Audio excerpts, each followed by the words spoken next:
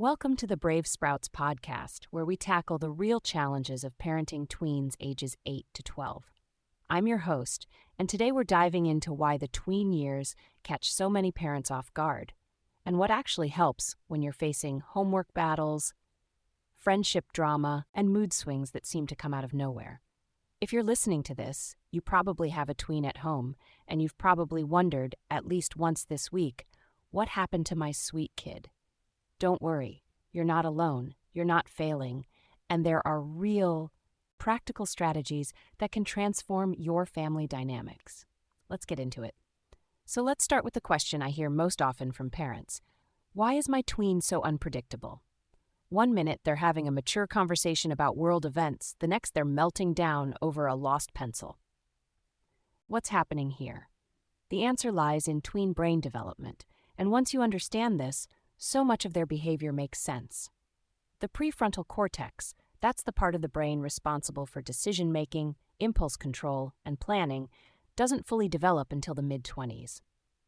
But here's the catch. Tweens are already experiencing massive surges in independence and risk-taking. Think about that mismatch for a second. Their brain is pushing them toward more independence and risk, but the part that helps them make good decisions and control impulses is still under construction. This is why your 11-year-old can seem so mature one moment and so impulsive the next. They're not being deliberately difficult. Their brain is literally being remodeled while they're using it. This understanding is crucial for effective tween parenting.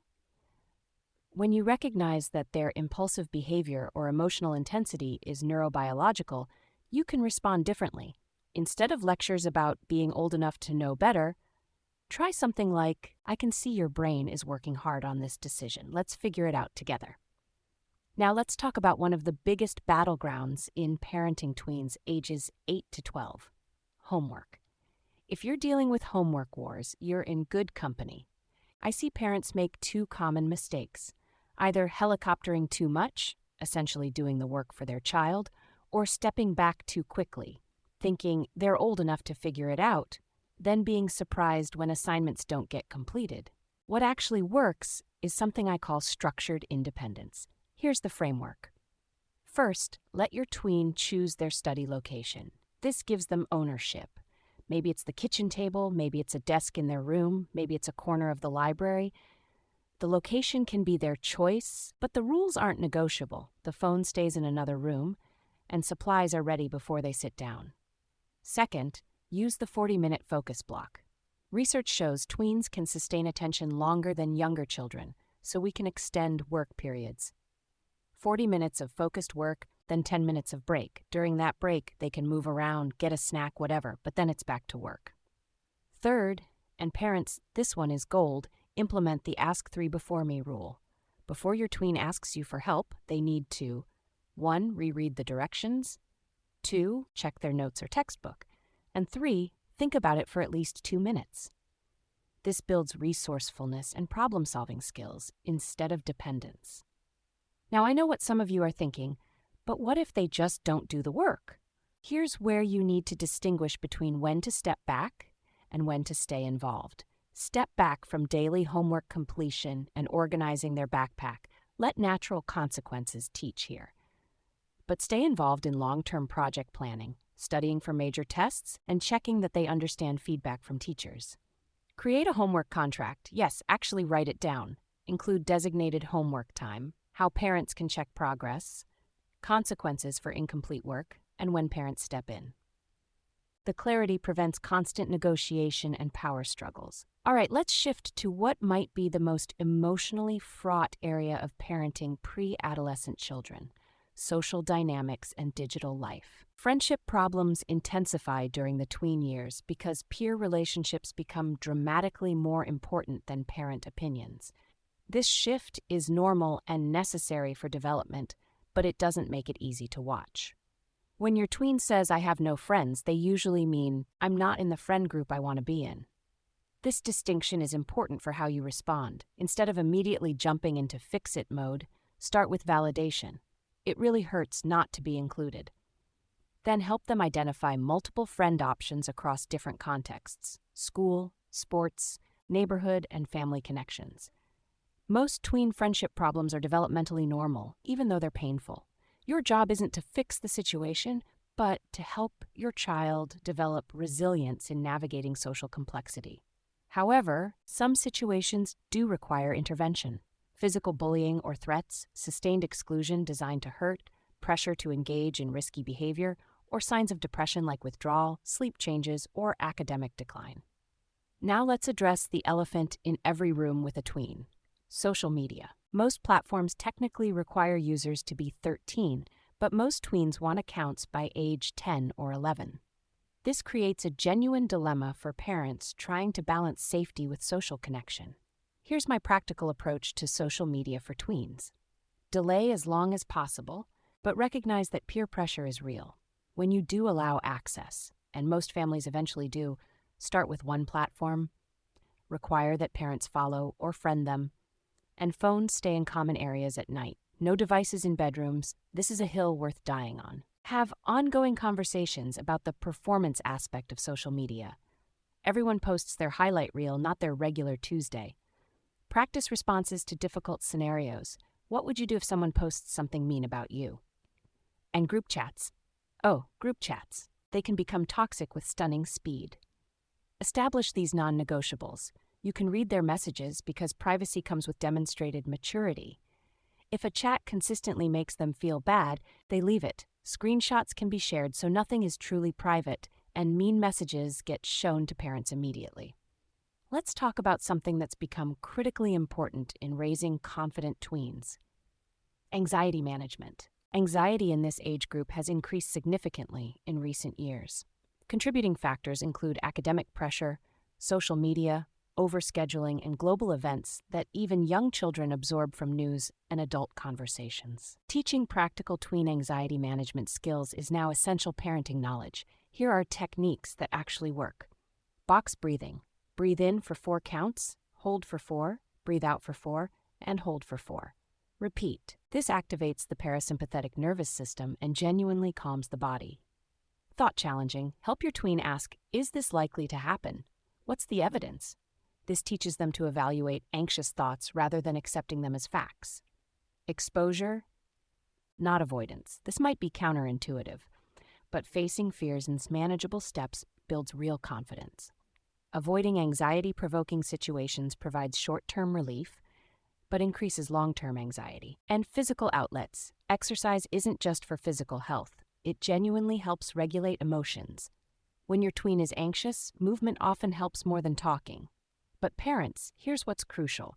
Sometimes professional help is necessary. Seek tween mental health support if anxiety interferes with daily functioning, like if they won't go to school or can't sleep, if they have physical symptoms with no medical cause, if they withdraw from previously enjoyed activities, or if they ever mention self-harm or suicidal thoughts. Always take these seriously. Now let's address something that confuses many parents: maintaining parent-tween connection when your child seems to be pushing you away. Here's the paradox. Tweens need you desperately, but show it by pulling away. Understanding this paradox is central to effective family communication with tweens. Your tween doesn't want the face-to-face, heart-to-hearts they might have enjoyed when they were younger. Now they talk during side-by-side activities, while you're driving, while you're cooking together, while you're shooting hoops in the driveway. They open up at bedtime when their defenses are down. They need you nearby, but not hovering. Connection strategies that work. 15 minutes daily of their choice activity. And this means their choice, not what you think would be good for them. Family dinners at least 3 to 4 times weekly. The research is really clear on the benefits of shared meals. Bedtime check-ins, even if they're brief, and being present without requiring conversation, just being available. As for independence, here's what's age-appropriate. Ages 8 to 9, walking to a neighbor's house, making simple meals, staying home alone briefly. Ages 10 to 11, biking in the neighborhood, babysitting siblings for short periods, managing their own morning routine. Age 12, using public transportation with practice, handling their own money for purchases, and planning their own schedule. Before we wrap up, I wanted to touch on something that doesn't get discussed enough in middle school parenting advice: preventing burnout. There's this idea that more activities equal better outcomes, but research doesn't support this. Tweens need downtime, actual, unstructured time that allows for creativity, processing, and rest. I recommend the rule of 3, a maximum of 3 commitments, including school. That's 1 physical activity, 1 creative or academic pursuit, 1 social or service activity, plus free time to be bored. Yes, bored. Children who learn to tolerate boredom develop better self-regulation and creativity. And finally, let's talk about growth mindset for kids. But beyond the buzzword. It's not about false praise. It's about changing how we discuss challenges, mistakes, and effort. Replace "I'm bad at math" with "I haven't figured this out yet." Replace "this is too hard" with "this will take time and effort." Replace "I give up" with "I'll try a different strategy."